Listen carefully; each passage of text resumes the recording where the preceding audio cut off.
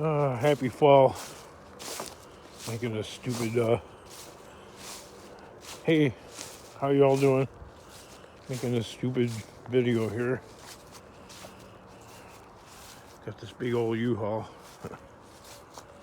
But,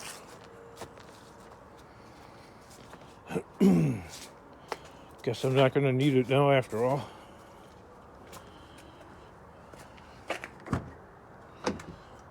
Basically lost money on the situation here.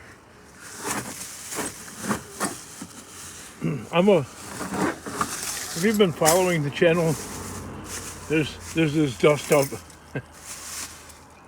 between a bunch of small channels, and it is kind of fun and funny. Ha ha ha, lol. But if you know what I'm talking about, Beaver and Sun Garage and Jabba, Rich 220. I'm here to tell you that I'm a bigger fuck up than both of them put together 10 times over.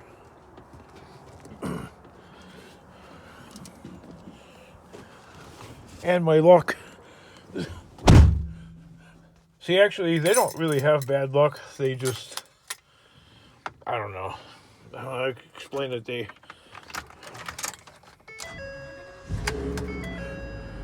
just double down on stupid or something. I have no idea. And are in denial of it, which, that's fine.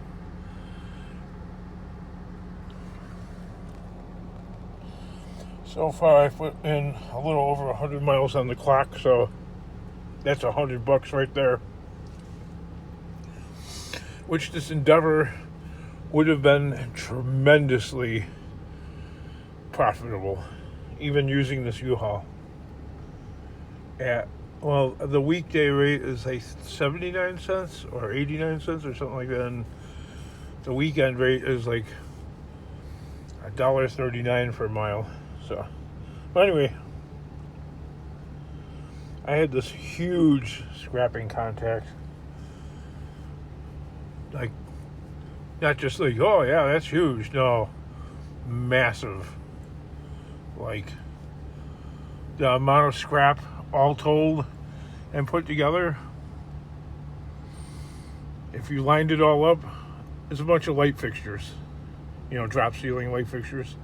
If I were to line it up, it would go from the end of my block right there, where that greenery is, all the way up to where that street light pole is at right there. And it would cover the entirety of the parkway, you know, the sidewalk, grass, and all the way across, you know, from the fence up to about the tree line right there. That's so much scrap. It would cover all of that square footage from there. Yeah, from the street light all the way across and down. I did the math, the quickie math in my head, and not only just cover the ground like a foot, it would cover the ground 8 feet high. In an unbroken down fashion. Now, you know, broken down and compacted, it would probably be about half the size. But nevertheless,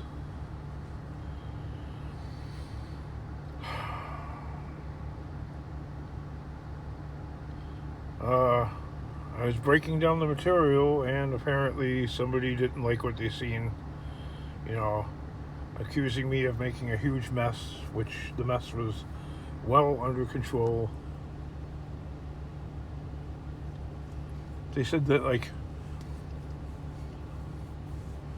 I don't know, I was leaving stuff in the way of patrons and stuff of the so-called businesses,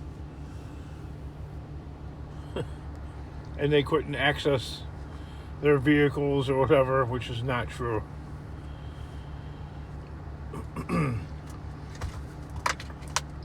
I'm changing the exact specifics of the facts, but the facts remain pretty much how I explain it. So I got fired from it. I call it being fired because the job site foreman, after I promised the other guys that I would come back, clean it all up, and make it perfect, organize everything just the way that it needed to be, and not tear apart things on site.